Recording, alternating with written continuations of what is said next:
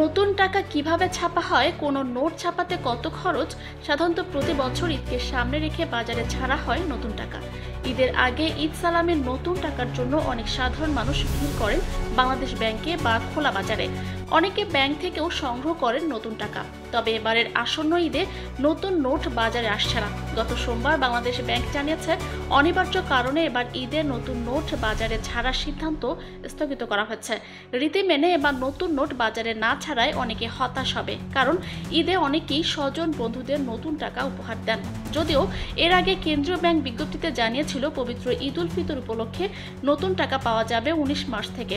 এবার 5, 20 ও 50 টাকার নতুন নোট দেওয়া হবে, কিন্তু শেষ পর্যন্ত এবার তা থেকে সরে এলো বাংলাদেশ ব্যাংক। নতুন টাকা ছাপা কিভাবে হয় এবং তাতে কেমন খরচ হয়? গাজীপুরের টাকশালে। দেশের মানুষের কাছে এটি টাকশাল নামে পরিচিত হলেও টাকা ছাপানোর এই প্রতিষ্ঠানটির নাম the security printing corporation limited. 1972 সালের 4 মার্চ এখানে পাকিস্তানি মুদ্রার পরিবর্তে বাংলাদেশের মুদ্রা হিসেবে টাকার প্রচলন শুরু হয়। কোনো নোট ছাপাতে কত খরচ? কেন্দ্রীয় ব্যাংকের সংশ্লিষ্ট বিভাগের ঊর্ধ্বতন এক কর্মকর্তা বলেন, 1000 টাকার নোট ছাপাতে 5 টাকা ও 500 টাকার নোট ছাপানোর খরচ পড়ে 4.5 টাকা।